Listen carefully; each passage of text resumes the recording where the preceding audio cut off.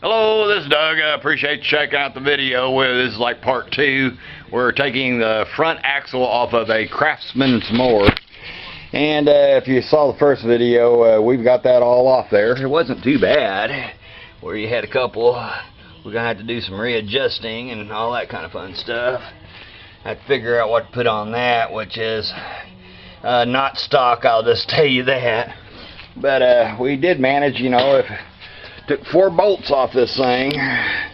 1, 2, 3, 4, and this whole thing dropped out, and this is what you're going to look at.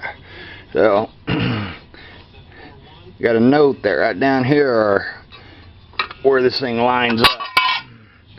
So, this has got little notches in it, and there's another thing that we've discovered. If you can see, if you can't see that, you're just pretty well blind. But yeah, we're going to have to take put this on a vise or something and pound it into submission. Get this, try to get a 45 on it, and that will actually change the mowing deck and all that, get it all lined out. This is looking pretty rough. Bottom side is, it's all rusted out when working on that. But, this was the problem. We're using this centerpiece here for a guideline, and we're have to bring this all down. But when we weld this thing back together, we'll pull all this out. And there's like this side over here, you got a grease fitting. So we're gonna pull. We've already pulled the grease fitting. So and use this and just take a hammer to it and knock this down as close as we can. This is actually, there's a bearing in there. So, yeah, we got to get this a little bit closer.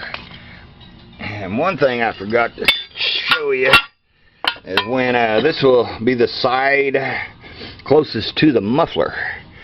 So, this is how this goes through, and it'll connect. Got one of them weird, and you'll have to run this through this way, otherwise it will hit the muffler. So that's what we've discovered so far. So we're going to take this and put it on a vise and try to get that a little bit more straight. And sand it out and basically try to weld this thing back together. We'll keep you posted. Yeah, I've checked online. You can get these on eBay for around $30, free shipping. So we're going to just try to pound it in place, slap a bunch of weld on it, and that's why I bought a welder. So appreciate you checking out the video, and maybe one of these days we'll get started back on the Nissan. Please subscribe.